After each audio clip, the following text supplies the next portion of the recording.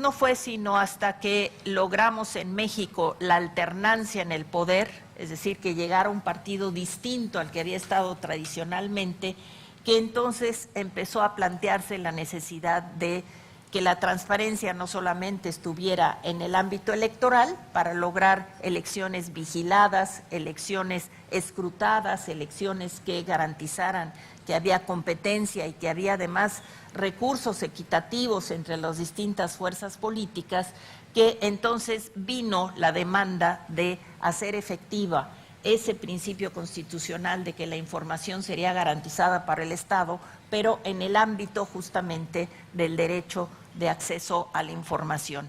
Y fue, como ya decía Catalina, pues un movimiento de la sociedad civil que en el año 2001 planteó un decálogo de principios generales, que son los principios de los que ya nos habló Catalina, que debían de regular una ley de acceso a la información pública.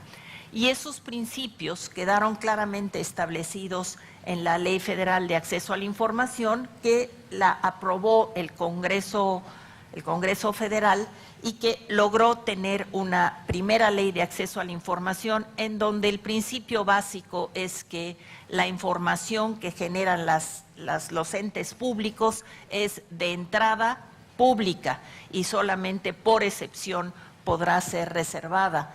Como lo importante es la naturaleza de la información y no quién la pide, entonces no importa si la piden para hacer encuestas o si la piden para hacer estadística o si la piden para criticar al funcionario público que elaboró cierta información pública. Lo importante es la naturaleza de la información, que es pública y por lo tanto tiene que estar al acceso de todos. Entonces lo que tuvimos fue ya finalmente en 2002, muy cercano, en épocas muy semejantes a las que emitió su ley Perú, a la que emitió ustedes en Panamá. En México tuvimos esta ley de acceso a la información, pero es una ley que hay que verla como claramente una reacción muy fuerte en un contexto ya de democratización electoral, ya de haber tenido elecciones competidas, en donde lo que había era una fuerza social muy importante que decía, ya tenemos autoridades elegidas democráticamente, ahora necesitamos gobiernos que se desempeñen también democráticamente. No es suficiente con que hayan llegado al poder contando los votos adecuadamente, sino es importante que se vigile cómo se desempeñan estas autoridades. No, sí se alcanza a ver, ¿verdad? Entonces, bueno, pues como ustedes ven, a partir de 2003 se crea el IFAI. El IFAI es el Instituto Federal de Acceso a la Información Pública y hoy también de protección de datos personales. Esta es una nueva atribución que nos dio el Congreso en 2010. Pero el acceso a la información pública, entonces, lo que plantea es una serie de principios en donde además de que la información gubernamental y pública es de entrada pública, para que esto sea así tiene que haber un órgano que vigile al gobierno y a los entes públicos para que efectivamente se cumpla con el ejercicio del derecho a la información. Entre 2002 y 2007 en México hubo una suerte de ola en favor de la transparencia y cada uno de los estados de la República Mexicana, que son 32, incluido el Distrito Federal, cada uno fue emitiendo su propia ley de transparencia. Sin embargo, como somos pues una federación y cada estado es autónomo y tiene su soberanía propia, pues cada estado interpretaba la ley de acceso a la información pues como soberanamente quería. Entonces había una serie de asimetrías, todos con ley, pero unos pedían que para solicitar información había que ir a la ventanilla, otros decían, no solo tienes que ir a la ventanilla, tienes que identificarte, otros decían, solo si me dices exactamente para qué quieres la información te la voy a dar. En fin, había como decimos, de chile y de manteca, de todo tipo de leyes. De suerte que para 2007, viendo esta simetría que había en todo el país, los propios gobiernos en las entidades de distintos partidos políticos dijeron, tenemos que elevar a rango constitucional el acceso a la información para establecer desde la Constitución los ejes rectores del acceso a la información. ¿no? La máxima publicidad, como ya dijo Catalina, los principios de buena fe, pero también la existencia de un órgano que garantice el acceso a la información. Si no es suficiente con que esté la ley y que el ciudadano tenga procedimientos ágiles, expeditos para pedir información, sino también es necesario que haya alguien que garantice que se cumple con la información, ¿no? Entonces, digamos, lo que hizo el legislador mexicano fue generar órganos garantes de la información que tienen, de acuerdo con el principio constitucional, que ser autónomos, cuando menos en su funcionamiento. Pueden no ser autónomos orgánicamente, es decir, separados claramente de otros poderes. El IFAI, de hecho, es un órgano descentralizado de la Administración Pública Federal, pero tiene constitucionalmente y legalmente autonomía de funciones para tomar sus resoluciones, para hacer que sus resoluciones sean definitivas y además inatacables. Esto es algo que es muy propio del modelo del IFAI, es que los únicos que pueden tener control sobre la legalidad de las resoluciones del IFAI, es decir, si el IFAI dice, esta es una información que tú, Secretaría de Gobernación, tienes que dar a conocer, se tiene que cumplir.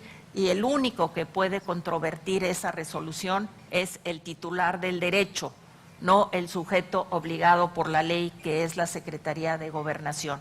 El único que puede ir ante un juez porque está en desacuerdo con una resolución del IFAI que dijo, confirmo que una información es reservada por ejemplo, les doy un asunto, ¿cuántos efectivos ha colocado el Ejército en apoyo a la Policía Federal en el combate al crimen organizado?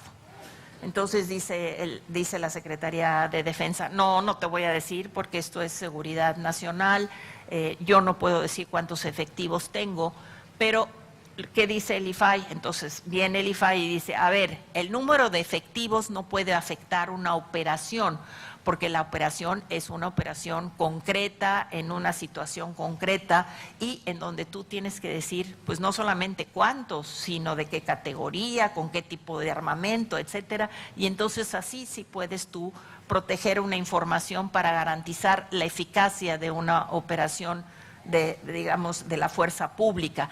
Pero decir simplemente cuántos efectivos tiene, pues eso de ninguna manera afecta la operación que sí debes de proteger. Entonces, lo que hace el órgano garante es efectivamente someter a prueba de daño una información y entonces lo que hace es una ponderación entre lo que tiene de bueno proteger la información y si es mucho mejor abrir la información, porque entonces la población podrá darle seguimiento a lo que hace una autoridad.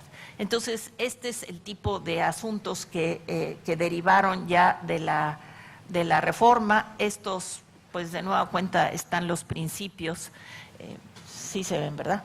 Sí, el acceso gratuito, y quizá nada más me voy a detener, tú me dices, Guido, cuánto tengo, nada más en una cuestión que ha sido una batalla muy fuerte en México, y es el asunto de los archivos públicos ordenados, depurados. Una de las cuestiones que pasa con frecuencia es que se pide información de hace 3 años, y entonces dicen, no, ¿sabes qué? Hace 3 años estaba otro partido en el poder, quién sabe dónde quedó esa información, pues qué pena, pero no. Lo que no fue mi año, yo no tengo idea. Y bueno, lo que se ha peleado desde hace 10 años que tenemos una ley de acceso a la información es que tiene que haber una ley de archivos. El IFAI lo que hacía era unos lineamientos para ver cómo se tenían que tener los archivos, pero finalmente el año pasado tuvimos ya una ley de archivos que dice claramente y que obliga a todas las autoridades en el país a cómo tener archivos ordenados, cómo avanzar hacia archivos digitalizados, electrónicos, y esto es fundamental para tener un acceso a la información. Es que si tú tienes la información toda desarmada, toda perdida, pues con razón los funcionarios se quejan de que les someten a tal trabajo. Si para buscar información de hace 3 años tienes que meterte en 385 cajas, pues sí, y además desordenadas, entonces el asunto de los archivos es un asunto fundamental. Esto que les pongo aquí es que en México la ley y la Constitución obligan a todos los poderes, al legislativo, al judicial, a los órganos autónomos, pero el IFAI solamente es competente frente al gobierno, es decir, solamente puede vigilar al gobierno, los demás poderes tienen sus propios órganos de vigilancia que ellos mismos crean, lo cual hace que sean una suerte de juez y partes. Entonces, el Senado de la República tiene un órgano que garantiza la información del Senado, pero pues es el mismo Senado que genera su órgano, entonces se rompe con ese principio que debe ser un ente autónomo el que vigile, y entonces lo que tenemos es disparidades en cuanto a la garantía del derecho. Bueno, estos son los principios, ¿no? La expeditez, la gratuidad, los tiempos definidos para contestar, nada de que tú contestas cuando quieras, ¿no? Tienes claramente solo 20 días para contestar, y si no, entonces aplica una afirmativa ficta. Una dependencia no contestó, entonces el IFAI dice esa información se da porque no contestaste. Entonces hay principios que van como que empujando para que se pueda tener acceso a la información, que en principio pues es información accesible. Las formas de acceder, ya también platicó Catalina, no solamente la transparencia a partir de una solicitud que alguien hace de un contrato, de una licitación, de un programa, etcétera, sino los propios documentos que las dependencias deben de poner a disposición a través de la política de transparencia proactiva. Desde luego que en México, igual que en todo el mundo, hay límites al acceso a la información. Ya también aquí se hablaron de los límites. Yo diría que hay estándares ya muy reconocidos de información, pero una cuestión importante es la única información que estará siempre oculta a los ojos de la ciudadanía, de la gente en general, es la información que tiene que ver con los datos personales, de los cuales solo el titular del dato tiene acceso. Si alguien quiere ver mi expediente clínico, pues solamente puedo ser yo o a quien yo le dé mi consentimiento. Pero no puede ser que alguien pueda pedirle al Instituto Mexicano de Seguridad Social, que es el IMSS en México, que les dé a conocer cuál es mi expediente clínico, qué enfermedades he tenido, qué tratamientos, etcétera, que solo es de la esfera privada. Pero toda la información pública en algún momento va a ser público. Esto es algo muy importante, la reserva es solamente temporal, la clasificación de la información como información de seguridad nacional o como información que tiene que ver con tratados internacionales o como información que tiene que ver con algún tipo de procedimiento en curso como una investigación ministerial, al final tiene que ser público, son solamente reservas temporales.